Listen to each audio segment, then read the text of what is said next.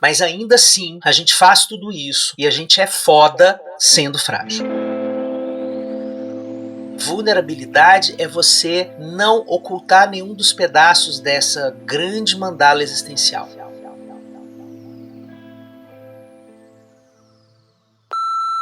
Este episódio do Desenrola tem patrocínio da Ema Colchões, a marca que nasceu na Alemanha com a missão de fazer você descansar bem. E quem segue o The Summer Hunter já sabe. A gente acredita que o descanso é fundamental para uma vida solar. Para isso, nada como um colchão que tem suporte ortopédico e ergonômico, com bloqueio de movimento. Sabe quando a pessoa do seu lado se mexe e você nem nota?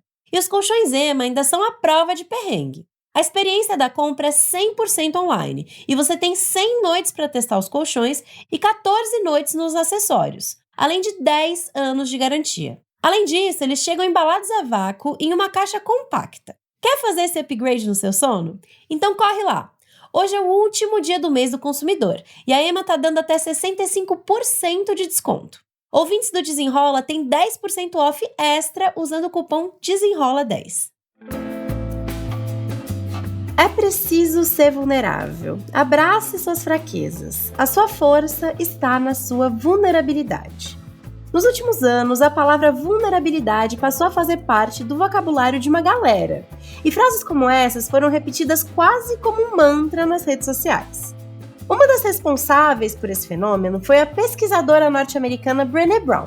O seu TED Talk, O Poder da Vulnerabilidade, tem mais de 67 milhões de visualizações, sendo um dos mais assistidos da história. Realmente, tirar a armadura e mostrar as nossas fragilidades de forma autêntica é o que permite que a gente se aproxime de outras pessoas e crie laços profundos. Por isso, a vulnerabilidade tem muito mais a ver com coragem do que com fraqueza. Mas se expõe em excesso, também pode ser um tiro no pé. Então fica a dúvida. Até que ponto vale ser vulnerável? E mais, como evitar que o excesso de vulnerabilidade vire um fardo ou até um risco? Eu sou a Dandara Fonseca e esse é o tema desse episódio do Desenrola, o podcast do The Summer Hunter.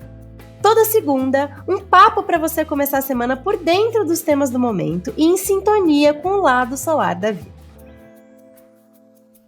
Para ajudar a gente a refletir sobre esse assunto, participa do Desenrola hoje o psicólogo, mestre em psicologia pela PUC do Chile e terapeuta Alexandre Coimbra Amaral. O Alexandre é autor de 4 best-sellers, entre eles Toda a Ansiedade Merece um Abraço, e apresentador do podcast Cartas de um Terapeuta. Alexandre, que prazer ter você aqui com a gente. Muito obrigada. Muito obrigado, Dandara. Pessoal do The Summer Hunter, de novo juntos. Obrigado pelo reconvite. Volto sempre que vocês me chamarem, eu vou estar aqui com vocês. Obrigado. Ai, que delícia. E quem vai me ajudar aqui a guiar esse papo é o Edson Moraes, mestrando em Ciências do Envelhecimento e conselheiro empresarial aqui do The Summer Hunter. Edson, obrigada por estar aqui comigo. Obrigado de novo, Dandara. Sempre um prazer e é um prazer estar aqui com o Alexandre, né? Uma pessoa que eu admiro muito também. Ai, vamos lá. Então, para começar, eu tentei dar ali uma explicaçãozinha pequena do que é ser vulnerável, mas eu acho que tem muitas vezes a gente usa uns termos no nosso dia a dia que a gente não sabe exatamente o significado deles, né? A gente só vai atribuindo significados. Então, eu queria começar perguntando para o Alexandre ali, o que realmente significa ser vulnerável? Sabe, é realmente expressar suas fraquezas? É mais do que isso? Vai além do que isso? Bom, esse termo que foi, como você trouxe, disseminado mundialmente pelo TED Talk da Brené Brown e depois pelos livros dela e, né, pelas ideias dela, que eu valorizo muito, respeito muito o trabalho dela, isso nada mais é do que deixar de negar o óbvio sobre a natureza humana, né? Então, a gente não precisa fabricar uma vulnerabilidade, nem colocar a vulnerabilidade num formato instagramável. Nós somos vulneráveis. E essa vulnerabilidade, ela está colocada em vários aspectos da nossa vida. Primeiro, porque o que nos marca como seres humanos é o desamparo. Nós temos isso como base da nossa estrutura de vida. Então, nós não temos certeza sobre quem nós somos, quem é o outro, como é a vida, quanto tempo nós vamos estar aqui nesse mundo, né? Como é que nós vamos nos despedir desse mundo. sobre quais são as intempéries que vão acontecer na nossa vida no minuto seguinte.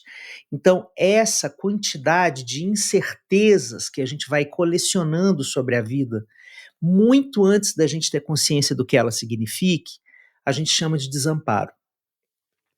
Quando a gente vive em conexão com esse desamparo, ou seja, quando a gente tem consciência de que a vida é isso, também a gente começa a se fazer uma pergunta, mas como é que eu vou lidar com isso? Como é que eu vou lidar com essa minha fragilidade estrutural? Então, esse papo todo sobre força, sobre foco, sobre raça, no sentido de gana, né? É preciso ter raça, como Milton canta lá em Maria Maria. Isso é uma ficção? Não, isso não é uma ficção. Isso é uma forma da gente lidar com o desamparo. Então, vulnerabilidade é a consciência de toda essa complexidade que envolve a vida. E, sobretudo, numa característica que a gente mente o tempo inteiro que ela não existe: a falta absoluta de controle sobre a existência. A gente não tem controle sobre o que vai acontecer com a gente. A única dimensão que a gente controla é o que a gente vai fazer com toda essa dimensão que nos atravessa. Isso é a única coisa que a gente pode controlar. A gente não controla como o outro vai sentir, como o mundo vai se portar, como a sociedade à minha volta, a minha família, os meus filhos, né?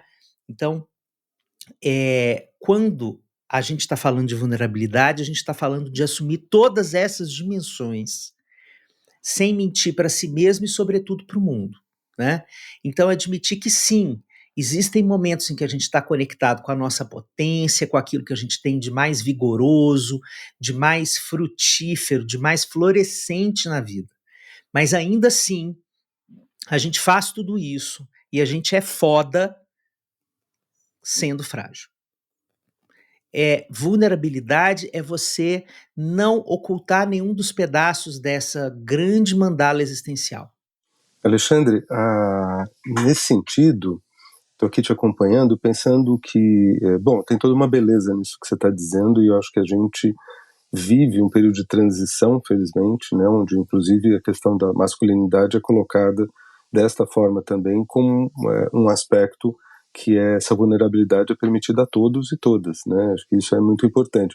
Contudo, o que eu penso é que a gente ainda vive simultaneamente uma cultura, né, ou seja, da perfeição, né, uma cultura, principalmente no mundo corporativo, quando a gente vai para o mundo do trabalho, aquela questão que a gente é treinado meio que para dar conta das coisas todas, né? A gente e isso vai gerando muita angústia também nas pessoas. Como é que a gente pode criar ambientes onde a gente errar pode ser parte do processo e ser bem visto, né? Acho que isso, como é que a gente trabalha essa questão da perfeição, que é um mito, né, que é inatingível, não existe como, e lidar com essa vulnerabilidade no dia a dia quando a gente está falando do mundo do trabalho?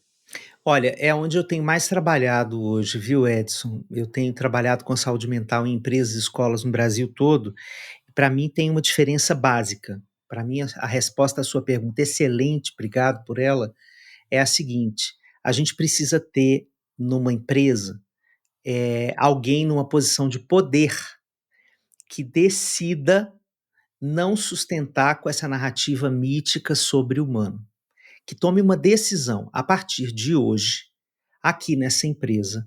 Não vai ser mais um valor incontestável a força, não vai ser mais um valor ocultar as suas dores, e vai ser um valor você trabalhar a escuta de todas as dimensões do humano, porque elas podem, inclusive, gerar criatividade e inovação. Não é verdade que criatividade e inovação começa da força. Não é verdade. Isso começa de desvãos, isso começa de angústia, isso começa de perguntas sem resposta, né? Então, não é verdade que a gente caminha dentro de uma cultura organizacional somente fazendo essa narração de positividade tóxica que oculta as outras facetas da vida que supostamente seriam negativas. Então a gente precisa de pessoas de poder que experienciem isso e que sejam inspiradoras para toda a organização, no sentido de as pessoas olharem para aquela pessoa e falar assim: bom, se essa pessoa, que é o CEO, ou que é um VP, ou que é um head de qualquer coisa da empresa, está assumindo essa parte dele, ou dela, né? E inclusive assumindo a importância disso na construção da sua identidade, dos melhores processos que ela viveu até aqui, dos melhores processos grupais que ela conseguiu viver, né? Que assumir tudo isso melhora a coesão grupal, melhora a comunicação intergrupo, melhora a confiança entre as pessoas. A gente precisa ter pessoas de poder assumindo isso aí. Sem isso, a coisa não vai. Porque não adianta isso começar no chão da fábrica se lá no topo a gente vai continuar tendo pessoas dizendo: façam uma operação abafa com as emoções, porque a gente precisa provar o tempo inteiro que a gente é infalível. Nossa, isso é muito real, né? Porque em várias conversas aqui que a gente fala sobre trabalho é isso. Hoje a gente premia a perfeição, né? Premia quem chega mais perto disso, né? Porque ninguém é. E esse prêmio a gente olha e fala, ok, eu quero estar nesse lugar também, né? Só que você falou agora, inclusive, né, dessa questão de produtividade, até aumenta. Tem uma pesquisa britânica que fala que 57% das pessoas que têm amigos na firma, né, que têm amigos ali no trabalho, consideram que isso torna o trabalho mais agradável e não só isso, aumenta inclusive a produtividade, né, para a empresa. Só que como você vai ter relações verdadeiras ali no seu trabalho se você não pode se abrir com elas porque você tem medo de demonstrar qualquer emoção ali, né? Como você vai criar esses laços sem passar por essa parte, né? Nossa, maravilhoso. Que bom estar aqui de volta, gente. As conversas aqui são sempre boas demais. Obrigado. Eu acho que isso que você está trazendo, Dandara, é crucial para a gente entender uma coisa. Esse papo todo de saúde mental na empresa, ele pode ser só uma purpurina, ele pode ser só sabe, um arroz de festa para cumprir tabela, inclusive agora com a chegada da NR1, que está promovendo aí uma lei para cobrar ações de saúde mental. Você pode cumprir tabela e fazer uma ação cosmética que não vai mudar nada na empresa e receber lá o selinho que você precisa para cumprir seu papel com a lei, e você pode fazer uma coisa de verdade. As coisas de verdade em saúde mental que funcionam têm a ver com relacionamento. Eu desacredito em trabalho em saúde mental nas empresas feito de forma individual. Desacredito, por exemplo, nessa história de que trabalho em saúde mental é colocar aplicativo de terapia para todo mundo. Isso não resolve nada. Isso pode resolver coisas individuais das pessoas e melhorar a vida delas, mas não melhora a vida na empresa. O que melhora a vida na empresa é a gente falar de coletividade, é a gente falar de como as relações de poder são estabelecidas, de como a gente está desaprendendo a ser autoritário, de como as pessoas podem discordar sem medo de ser retaliadas ou de serem humilhadas em público, ou de perder os seus empregos, né? Ou de serem consideradas as pessoas difíceis que nunca vão ter acesso a serem pensadas para novos cargos de gestão, né? Falar de relacionamento tem a ver com isso, tem a ver com reaprendermos a tensionar as relações, porque a relação do trabalho é tensa e ponto final, não é? Porque a gente tem que pautar o trabalho sempre por um viés de desempenho, isso é inerente à natureza do trabalho, mas como a gente atravessa esse tensionamento natural, reconhecendo a beleza da colaboração. E isso é uma contracultura ferrenha, porque todo mercado está desenhado para a cultura contrária, que é da competição. Então, isso é uma contracultura assumida por uma cultura organizacional. É assim, nós vamos ser uma empresa competitiva, porque o mercado é assim, mas aqui dentro, para a gente chegar a um produto competitivo, o processo vai ser colaborativo. O processo vai ser de construção de uma ética grupal, em que as pessoas se sintam respeitadas, em que as pessoas se sintam valorizadas, em que, enquanto tiver gente sendo invisibilizada por qualquer dimensão da sua identidade, a gente vai mexer nesse vespeiro, a gente vai colocar a mão nisso, a gente vai considerar que a gente está em processo de aprendizagem de ser um grupo que realmente cresça junto. Porque quando a gente atinge isso, né, quando a gente atinge isso, a gente não está só atingindo o patamar de dignificação do humano, a gente está nos maiores índices de produtividade. Porque, como você bem disse, quando a gente se sente bem num lugar, a gente quer voltar para ele, isso é do humano. Quando a gente se sente pertencente e quando a gente se sente reconhecido, a gente tem vontade de permanecer naquele lugar. E a gente tem vontade de fugir dos lugares onde a gente não é visto, não é percebido, não é reconhecido. Então, todos os paradigmas mais competitivos de trabalho são paradigmas que soterram o reconhecimento e a beleza humana. Os paradigmas mais colaborativos, eles fazem o contrário, né? Eles fazem com que as pessoas se sintam vistas, né? Que se sintam percebidas, se sintam reconhecidas. E isso é música para os ouvidos humanos. É assim que a gente faz a coisa acontecer, de maneira que a gente sim tenha resultado, tenha entrega, tenha competitividade, mas com um processo que as pessoas terminam esse processo e falam assim: tá valendo a pena ficar aqui. Além de eu conseguir a minha renda, a minha realização pessoal com a profissão, eu sinto que isso aqui está valendo a pena do ponto de vista de como eu vivo as relações com as pessoas. Isso é uma coisa muito linda, que não é um detalhe, né? E que tem muita empresa percebendo, ainda bem, né? Que isso não um pé de página, sabe? Que isso muda radicalmente a sensação no trabalho.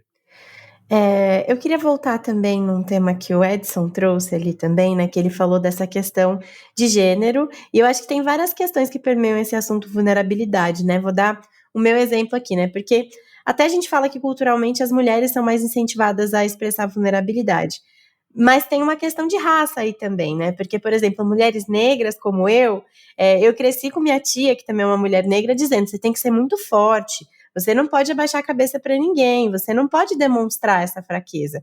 Porque na vida dela, por exemplo, ela não pôde demonstrar essa fraqueza e ela sentiu que assim que ela atingiu certos lugares, né? Porque mostrando, tem essa coisa, né, da mulher negra ser aquela fortaleza, né, mais forte, e isso já levou a vários lugares, né? E tem essa coisa também dos homens, que são ensinados desde muito cedo que expor suas fragilidades, chorar, qualquer coisa do tipo, é associada à fraqueza e à falta de masculinidade, né? E aí eu sinto que minha experiência foi muito marcada por essa questão racial, né? E eu tenho dificuldade até hoje de me mostrar ali vulnerável, de poder ser cuidada, de pedir ajuda nesse sentido.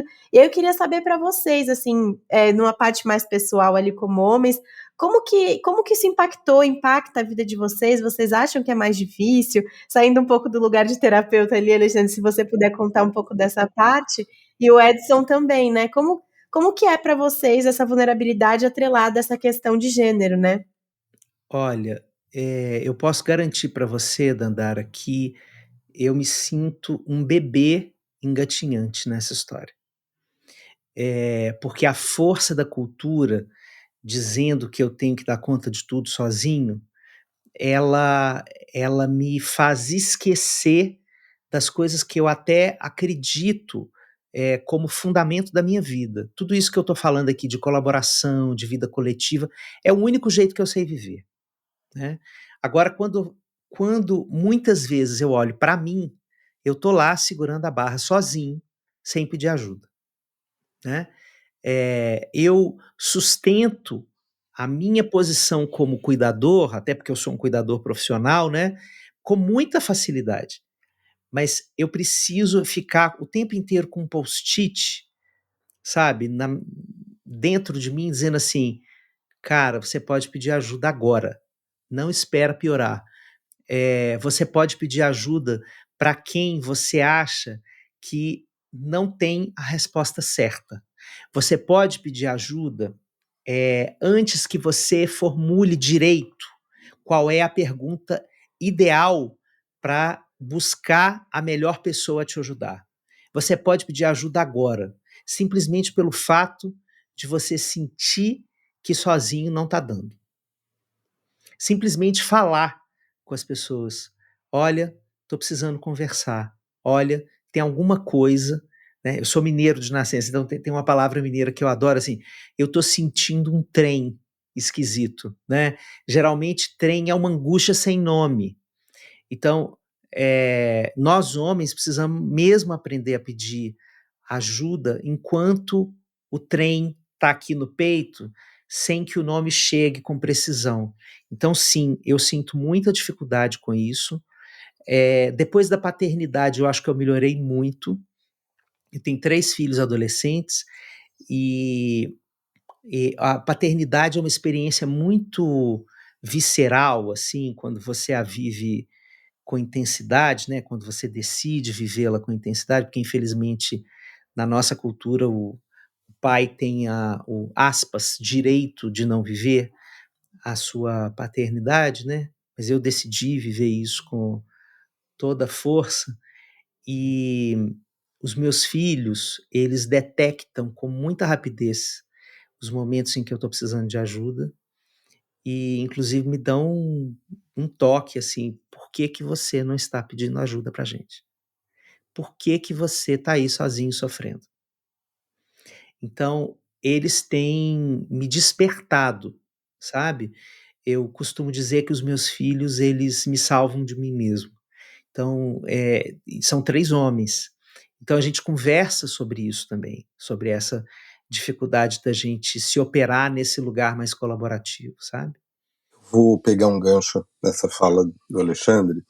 Eu acho que a paternidade, eu também tenho 2 filhos homens, já adultos, e eu fui criado numa estrutura machista, né? Assim, o machismo é tão estrutural que ninguém precisa necessariamente verbalizar alguma coisa. A própria estrutura, a própria forma como as coisas se conduzem dentro de uma família, dentro da sociedade em si, nos levam para essa condição. E eu acho que aí começa o grande desafio, que é perceber isso, mesmo muitas vezes não tendo uma verbalização muito clara, né? E eu sentia isso, por exemplo, sabe que o machismo ele funciona independentemente, não é só uma questão dos homens. Eu percebia esse movimento a partir da minha mãe, por exemplo, né? E olha que eu fui criado por 3 mulheres, porque eu sou filho temporão, tenho uma irmã 17 anos mais velha, outra 14. Então tive o benefício de ter um lar, né, uma casa em casa com muitas mulheres, muito feminino, me ajudou muito, me ajuda até hoje isso, mas é uma luta diária, assim, é uma experiência diária romper com isso, né, romper esse processo que dentro de uma estrutura machista que a gente ainda vive, eu acho que todos nós estamos trabalhando para, não sei se todos, mas a gente espera que a maioria das pessoas esteja trabalhando para lidar com isso, e eu percebo essa diferença já nos meus filhos, mesmo eu errando como pai, e muitas vezes dando continuidade nessa estrutura de uma forma muito inconsciente, né? Ou seja, a gente vem dessa história, como o Alexandre bem falou, a gente tem que dar conta das coisas, sem mostrar fraqueza, né?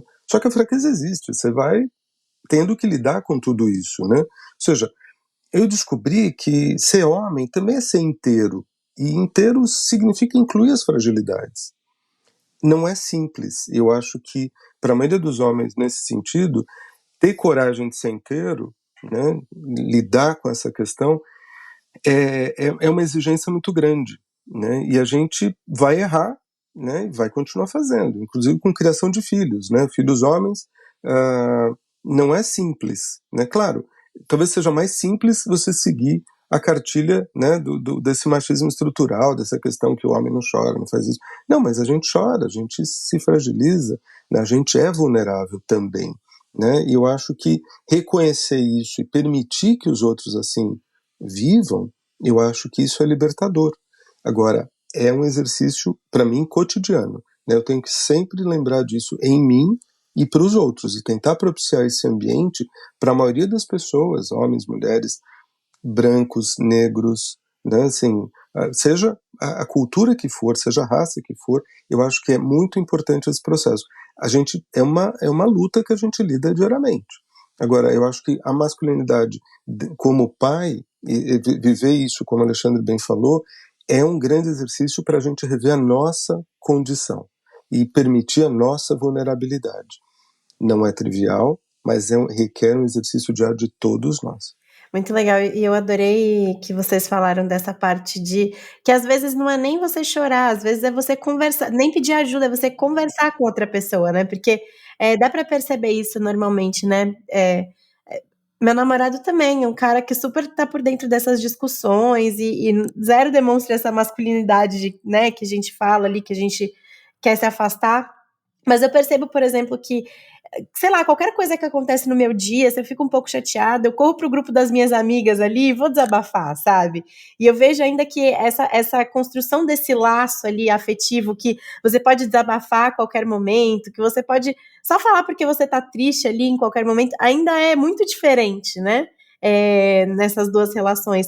E aí eu queria saber do Alexandre também que é muito importante a gente mostrar a vulnerabilidade para construir laços afetivos, né? Não existe intimidade sem vulnerabilidade. Sem vulnerabilidade, a gente vive relações superficiais. A gente vive relações com a máscara social. Vou dar exemplos, né? Quando a gente chega para uma pessoa e fala, oi, tudo bem? Como vai? A pessoa fala, tudo bem. Esse tudo bem não tem zero de vulnerabilidade nessa história, né? Então, e se isso é o nosso jeito mais padrão de receber um oi, um cumprimento e de devolvê-lo, imagina a força da nossa cultura para produzir essa máscara. Então, não é fácil quebrá-la, né? O mais fácil é a gente responder às pessoas com um coraçãozinho de emoji, como se a gente estivesse respondendo, como se a gente estivesse presente de fato. O que é difícil é a gente construir relações, sobretudo com a velocidade da pós-modernidade, da forma como nós temos levado a vida nesse século, a gente ter tempo para o outro e tempo para que a gente se revele para o outro. Essa é a grande questão. Assim, se a gente tem, por exemplo, hoje, eu digo isso no meu livro, Toda Ansiedade Merece um Abraço, se a gente tem um tempo em que a gente não tem tempo nem para escutar quem a gente ama e a gente põe o WhatsApp da mãe no vezes 2, o que isso está falando sobre a nossa condição de construir intimidade? Porque intimidade é a gente parar, escutar, ser escutado, atritar os desejos, ter problemas, né, sentir que a coisa não ficou boa e tem que voltar, reformular o que disse, reparar uma rota da comunicação, tudo isso gera tempo. Então a gente precisa ter disponibilidade para o outro. O grande chabu do nosso tempo é que todos querem ser vistos e ninguém quer ver o outro. Esse é o nó. Esse é o nó da construção da intimidade, né? Porque se nós todos nos transformamos em vitrines do eu, né? Como é que eu vou chegar até o outro, né? E eu só chego até o outro se esse eu tiver tempo para se mostrar, mas também para escutar o outro. Porque só se mostrar também não é uma experiência de intimidade. Isso precisa ser compartilhado no encontro, né?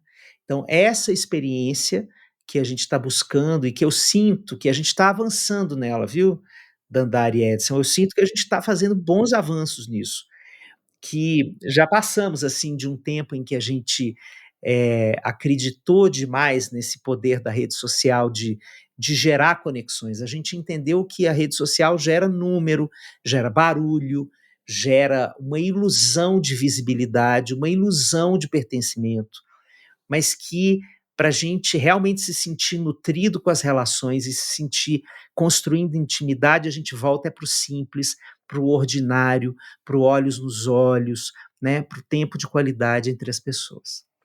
Eu diria que, assim, sem a vulnerabilidade, né, os vínculos, como você bem falou, eles são muito superficiais, né? Ou seja, é quando a gente se mostra de verdade para o outro, é que o outro também se sente à vontade de se mostrar para a gente, né? Ou seja, é uma via de mão dupla, não dá para a gente pensar que a questão da vulnerabilidade ela sempre vai acontecendo de um jeito só, né? Assim, acho que não dá para a gente perceber isso. E aí me ocorre até, Alexandre, de perguntar, existe algum limite entre vulnerabilidade e exposição excessiva? né? Assim, até que ponto uma coisa de lidar com a minha vulnerabilidade, a do outro, outra coisa eu entrar. Isso me ocorre muito porque a rede social acaba trazendo essa questão dessa exposição excessiva que a gente não sabe o limite disso, né? Inclusive, o Ricardo mandou uma pergunta aqui no chat que vai nesse sentido, que é qual é o limite da vulnerabilidade, né? Se ele existe. Ele pergunta qual o risco de usarem tudo que ele se abriu contra ele para magoar ele. Acho que está um pouco nesse meio aí também, né? Se existe esse limite. Então, vou começar respondendo o Ricardo, depois eu chego no Edson. A vulnerabilidade, ela é digamos assim, é um instrumento de conexão que eu faço com o outro, e isso é consciente. E parte dessa consciência envolve eu saber se eu estou num ambiente seguro para abrir a minha vulnerabilidade. Portanto, se a gente sabe que são demais os perigos dessa vida, como diria Vinícius de Moraes, a gente não vai abrir a nossa vulnerabilidade para qualquer pessoa e nem em qualquer ambiente, né? E isso seria uma atitude meio kamikaze, uma atitude meio suicida. Se você se abre, rasga sua alma, sua pele, num espaço que vai fazer mau uso com aquilo. Então, o que costuma acontecer é a gente fazer pequenos testes em determinados ambientes para ver como esse ambiente recebe pequenas porções de vulnerabilidade. Se esse ambiente passar no teste e a gente sentir que a gente continuou sendo aceito, continuou sendo respeitado, continuou sendo legitimado, apesar da gente colocar a nossa vulnerabilidadezinha ali, a gente vai abrindo um pouco mais de espaço, né? Então, primeiro eu acho que tem essa dança entre a pessoa que se abre e o ambiente que recebe essa abertura, né? Sem olhar para isso, é apenas um ato impulsivo, né? Que pode dar muito certo e muito errado. Agora, a questão da vulnerabilidade e da exposição, isso está colocado no tempo das redes sociais num outro patamar, né? Porque expor a vulnerabilidade pode ser simplesmente fazer-se um produto desse mundo da rede social, sem que isso seja sentido como vulnerabilidade. Quando a gente se transforma num produto para ser consumido pelo outro, a gente não está nessa posição de vulnerabilidade. A posição de vulnerabilidade é uma posição de encontro humano. Quando você se coloca como um produto, você entra numa construção de um perfil estratégico que quebra, esse perfil estratégico de exposição quebra o que de mais belo a vulnerabilidade tem, que é a imprevisibilidade.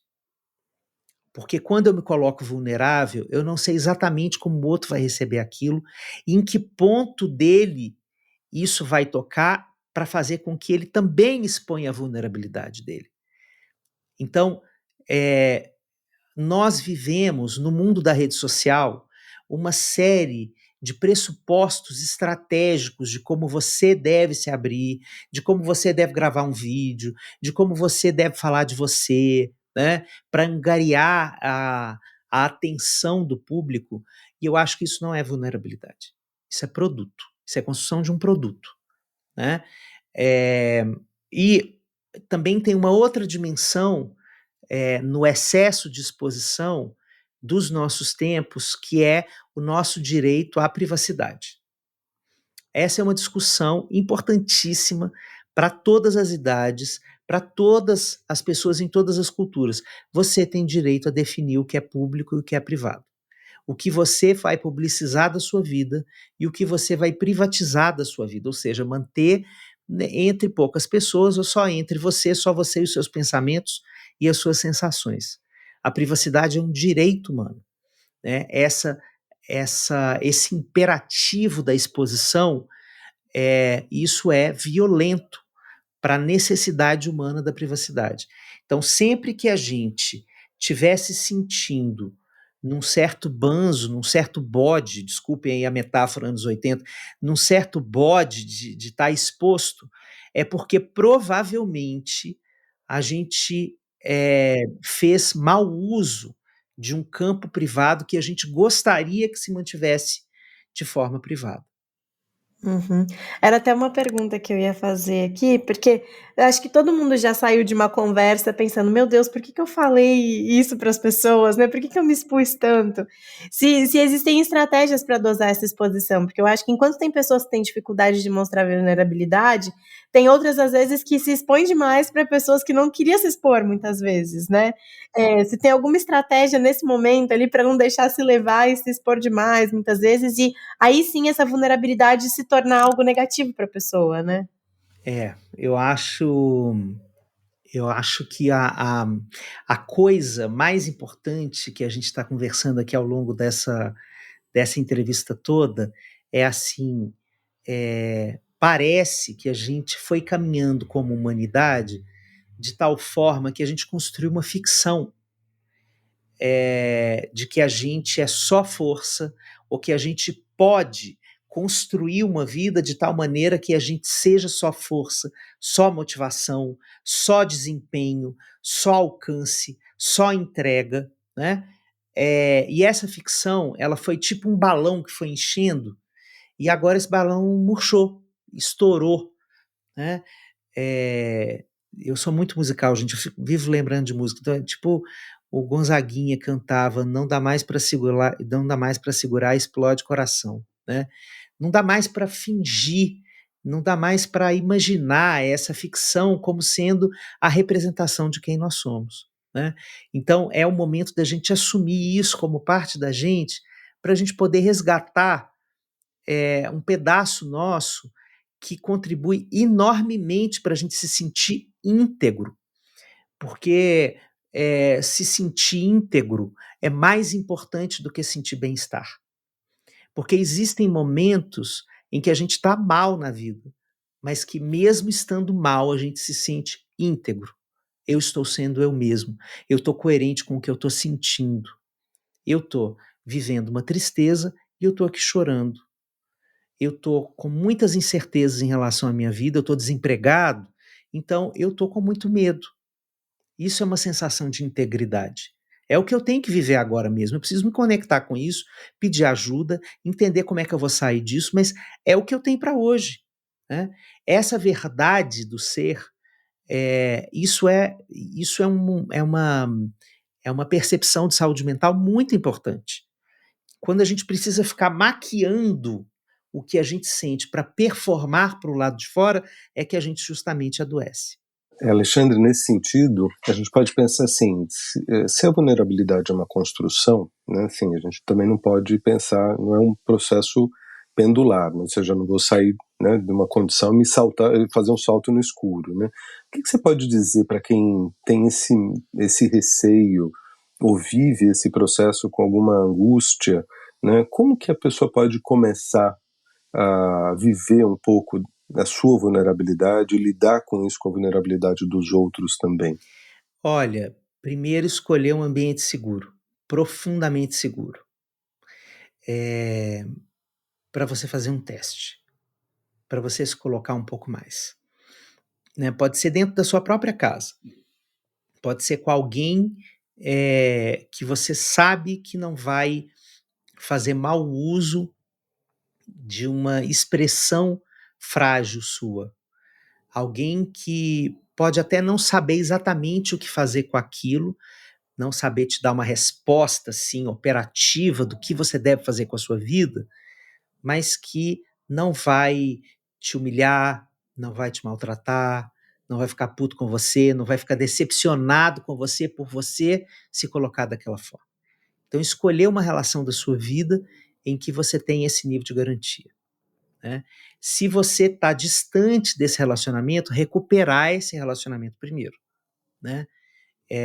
E colocando aos poucos pedaços seus que estão precisando vir à tona. Né? Esse é um processo que depois, quando a gente se dá conta, a gente já está fazendo ele de forma mais orgânica, a gente já está falando dele com mais gente, né? Mas o fato é que a gente nunca perde de vista quais são os espaços em que vale a pena falar da gente desse jeito e quais são os espaços em que é importante, funcional, e saudável manter a máscara social. Aqui nesse espaço eu não vou abrir minha vulnerabilidade, não. Aqui, se eu fizer isso, eu vou ser comido com farofa, como dizem lá na minha amada Bahia, né? Então, aqui não dá, não. Aqui vai na máscara mesmo, tá tudo certo. Esse lugar aqui, ó, é um perfeito baile de máscaras. Existem lugares, existem ambientes que são um baile de máscaras. Se essa é a regra desse ambiente, comporte-se como tal. Existem outros e que existe espaço para você se colocar com mais integridade, com mais autenticidade. Então, ali você pode dançar outra música.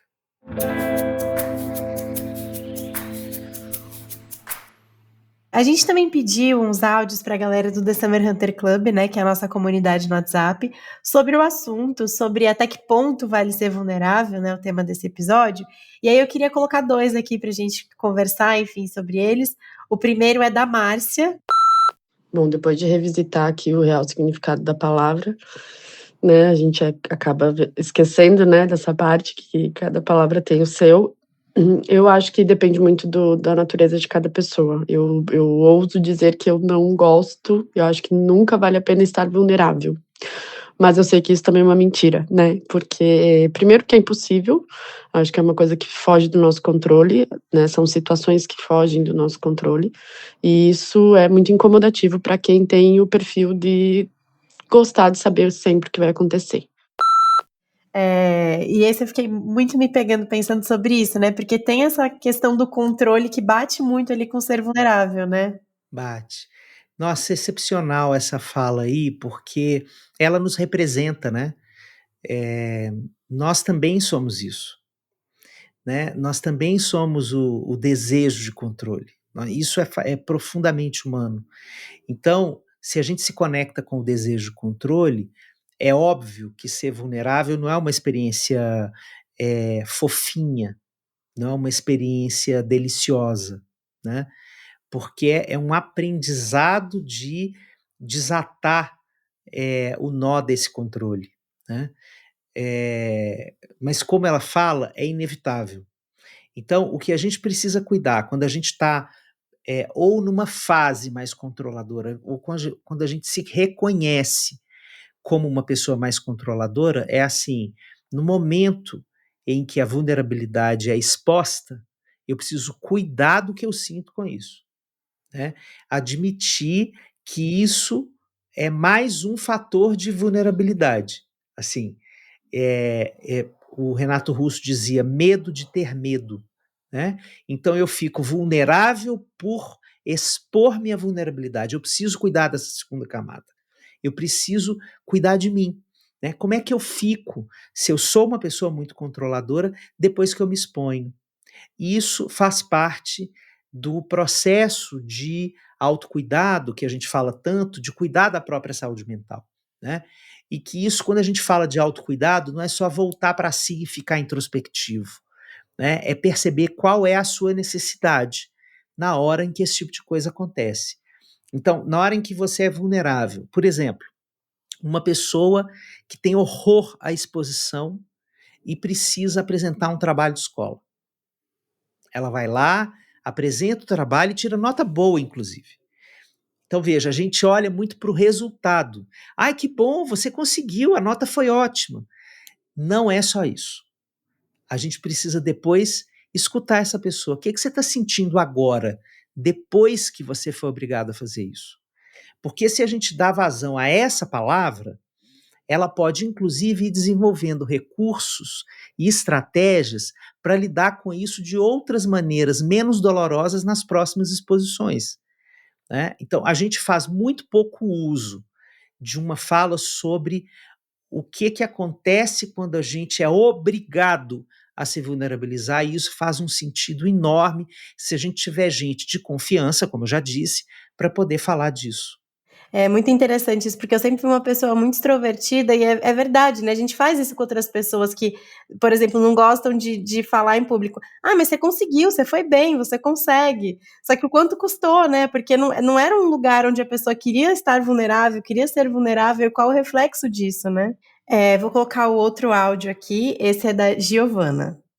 Para mim, ser vulnerável é mostrar quem sou realmente, assim, né? E não o que as pessoas esperam, o que a sociedade deseja. E quando eu sou verdadeira com o meu sentir, mostrando minhas imperfeições, enfim, as minhas vulnerabilidades, eu percebo que eu consigo ter relações mais saudáveis com as outras pessoas, mais amorosas. Mas o ponto importante disso é colocar limite, né? Aí que tá a chave, assim, para dar certo, né? Ser escutado pelas outras pessoas, colocar esse limite é bem importante. Ela fala dessa questão do limite que eu acho muito interessante também, né? Mas eu gosto também dessa primeira parte que ela fala, da questão de não ser o que os outros esperam. Porque eu acho que tem essa relação também da gente sempre querer agradar o outro, e aí às vezes é difícil de mostrar a vulnerabilidade, né? Colocar limite no outro eu acho que é um dos aprendizados mais eternos da vida, porque digamos, essa lição, assim, essa matéria aprendida na roda da vida, ela vira matéria nova a cada nova fase, sabe? A cada transformação da nossa identidade, a gente precisa reaprender a colocar limite no outro. Então, por exemplo, é diferente colocar limite na mãe depois que você é mãe. É diferente. Você tem um outro viés e uma outra percepção sobre aquele fenômeno, né? É diferente você colocar limite numa amizade depois que essa amizade ficou mais importante para você. Enquanto era uma coisa mais superficial, o limite poderia ser simplesmente você se afastar e dar um tempo daquela pessoa. A partir do momento em que aquela amizade vai ficando muito importante na configuração dos seus afetos, fica mais difícil colocar limite, porque você tem medo de perder, né? A dificuldade de colocar limite está associada ao medo de decepcionar o outro e o outro me abandonar, né? E isso, nesse século, tem cumprido ares de fantasma, essa história do limite, porque a gente criou um fenômeno que está assombrando todo mundo, que é o cancelamento. O cancelamento é uma cultura de desistir do outro ao invés de insistir no conflito, ao invés de continuar conversando até que a gente encontre um novo acordo, um novo equilíbrio para a nossa identidade juntos, né? Então a gente criou essa ideia de que a fila anda, e isso virou uma espécie de assombração nas relações humanas pós-modernas, porque a gente tem o tempo inteiro medo de que o outro nos abandone, né? E isso faz a gente claudicar muitas vezes nessa necessidade que é intrínseca às relações da gente colocar limite no outro. Então eu acho muito boa a pontuação da Giovana, né? De que os limites são importantes para que a gente se vulnerabilize, né? Porque pode ser, por exemplo, que as pessoas do mesmo ambiente tenham porções diferentes de si para mostrar para o mundo. E existam pessoas que têm o direito de mostrar muito pouquinho de si, e isso para elas ser muito. E o ambiente precisa entender isso como uma diferença individual. E uma forma da gente colocar limite nesse ambiente é falar assim: olha, tudo bem que você fale isso tudo de você. Tudo bem que você exponha isso tudo de você, mas essa pessoa não sou eu. O que eu consigo colocar aqui é só isso. Eu não me sinto bem, eu vou me sentir profundamente exposta e vou ficar mal se eu expuser mais do que eu estou colocando aqui para vocês, e gostaria de ser respeitado nesse aspecto. É autoconhecimento também, né? Eu sei que o nosso público aqui no The Summer Hunter é muito mais. É um público jovem, mas o que eu sigo dizendo é que o idoso, na verdade, é um jovem que deu certo. Ah, que coisa linda. E se todo mundo der certo aqui, a gente vai ficar velho, né? Todo mundo vai ficar... Isso. Eu já estou na velhice. Eu também já estou. A gente já vive há um pouco mais tempo que o resto da galera aqui, né? Mas a questão, Alexandre, eu diria o seguinte, o Bauman, no livro O Amor Líquido, né, ele alerta que vínculos afetivos superficiais, eles aumentam a sensação de solidão, e isso vai se refletir muito fortemente na velhice. Né? Ou seja, se eu não lidei com isso ao longo da vida, a velhice vai ser muito mais desafiadora do que ela já é, né? Principalmente numa sociedade de consumo como a nossa, né? Ou seja, as relações mais profundas, construídas em cima dessa questão da vulnerabilidade, etc., elas são importantes, inclusive para o nosso envelhecimento. Como que a gente consegue trabalhar isso, como você tem trabalhado isso com o público jovem, sensibilizá-los desse processo, dessa importância, não só para a vida presente, mas para o seu processo de envelhecimento? Olha, em relação aos processos de envelhecimento dos jovens, continuo achando que é difícil da gente falar disso antes que eles sintam essa vulnerabilidade no corpo deles, né? De alguma maneira, eu não tenho mais a mesma relação com o tempo, com a energia, com a vida que eu tinha outrora. Isso pode chegar aos 30, isso pode chegar aos 40. O que dá para fazer por exemplo, vamos pensar aqui com adolescentes ou com adultos jovens, é fazer uma analogia da qualidade do encontro. Isso eles conseguem compreender com muita eficácia, porque eles também conseguem escutar dilemas que eles estão vivendo pelos problemas com a intimidade virtual, né? Então, todo esse tema de como os relacionamentos presenciais, que eles também querem viver, querem beijar na boca, né, querem desenvolver relacionamentos íntimos, por exemplo, eles começam a entender que na hora que você vive uma relação ali uma vez, você quer repetir. E ela foi boa, você quer aprofundar, você quer eternizar minimamente aquele vínculo. E para isso, você precisa construir essa abertura de si. Então, nessa hora, na hora que a gente está falando assim de manter uma boa relação afetiva, todo mundo arregala os olhos e fala, vamos falar sobre isso, porque isso é uma treta da nossa geração. A gente virou uma geração expert em seduzir e muito pouco experiente em manter relacionamentos. A gente, como eu disse, o Bauman sustenta isso nos Amores Líquidos, a gente dissolve relacionamentos com muita facilidade. Né? Como é que a gente faz para a gente não ser tentado a essa dissolução tão estéril, né? Daquilo que pode vir a ser uma relação muito bacana, né? Mas também tem uma coisa que eu tenho percebido, Edson, como a nossa geração, agora estou falando de mim e de você aqui como marco geracional, né? Como a nossa geração está reinventando os processos pulsionais com a vida, né? Então a gente está se dando o direito de começar vidas novas em épocas da vida em que já se dizia nas gerações anteriores que a gente já estava com a boca aberta, cheia de dentes, esperando a morte chegar, né?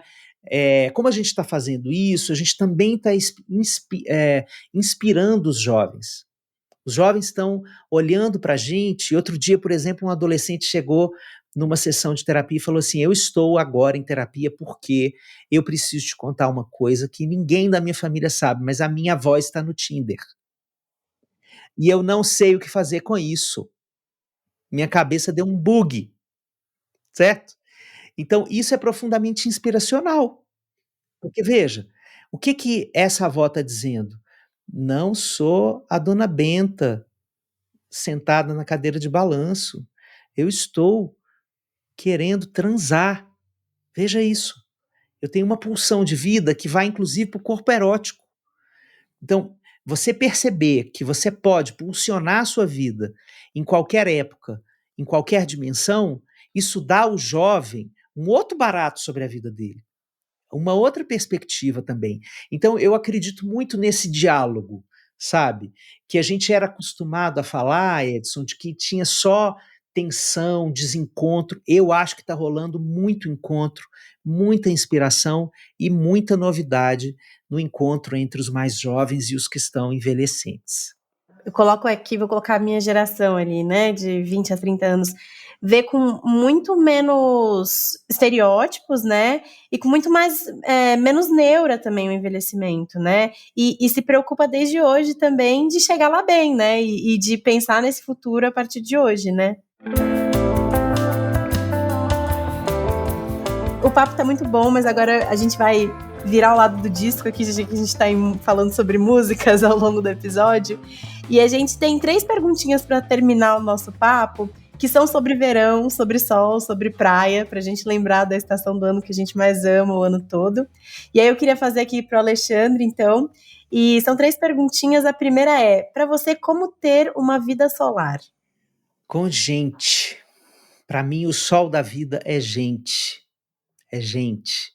Ter gente que te importa, gente que te dignifica, gente que te escuta, gente que não te sobreprotege, não te superprotege, que oferece versões antagônicas à sua narrativa, com quem você aprenda, com quem você se incomode, mas também que te celebre, sobretudo que te celebre. A segunda pergunta é: o verão tem gosto de quê para você?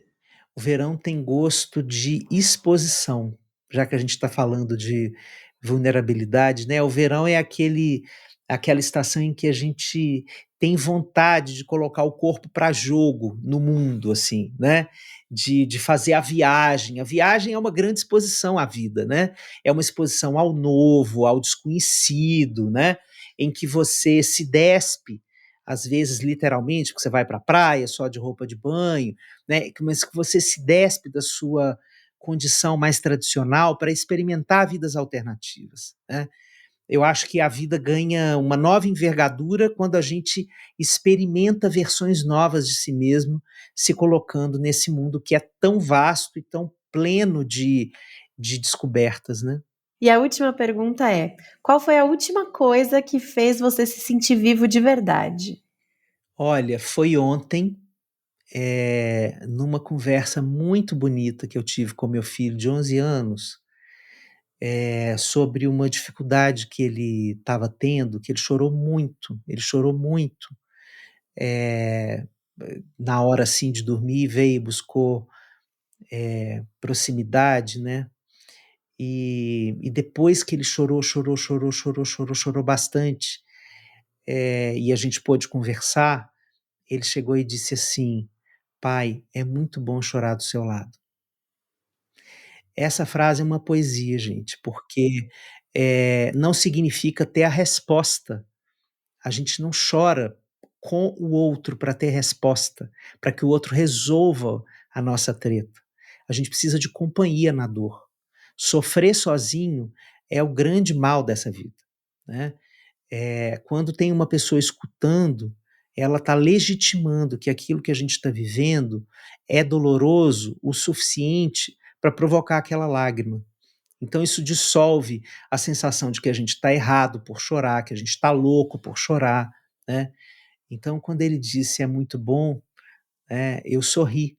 Eu sorri e também dei uma choradinha, porque eu achei que aquilo ali é uma das cenas que realmente fazem a vida ter sentido. Ai, que lindo, que jeito lindo de terminar essa conversa. Queria agradecer demais a você, Alexandre, e ao Edson, por estarem aqui com a gente nesse papo. Foi maravilhoso, assim, muito, muito obrigada. Eu que agradeço. Continuem esse podcast lindo que vocês vão reinventando a cada temporada, vocês vão trazendo, jeitos novos de falar daquilo que é tão essencial para a gente escutar. Então, para mim é sempre uma honra estar aqui, uma alegria poder conversar com vocês, e especialmente aqui nesse episódio de reencontrar o Edson Moraes, que eu já tinha, conhecido em outros trabalhos que a gente teve a oportunidade de fazer juntos, né. Então, que lindeza poder contar com um homem delicado, sensível, conectado com as questões do seu tempo. Junto com você, Dandara, fizeram a bola do diálogo, está sempre alta, facinho para eu só ir lá e dar uma cortadinha. Muito obrigado. Obrigadíssimo. Obrigado, viu, Alexandre? Uma experiência sempre rica estar com você, foi lindo, como sempre. E agradeço muito a Dandara e toda a sensibilidade dela também, que é uma mulher maravilhosa, uma profissional excelente e muito feliz de estar aqui com todos vocês. Obrigada a todo mundo que acompanhou aqui o papo, que está ouvindo a gente aí na sua plataforma de áudio favorita. Aproveita para seguir o podcast, comentar o que você achou desse episódio. E é isso, até a próxima.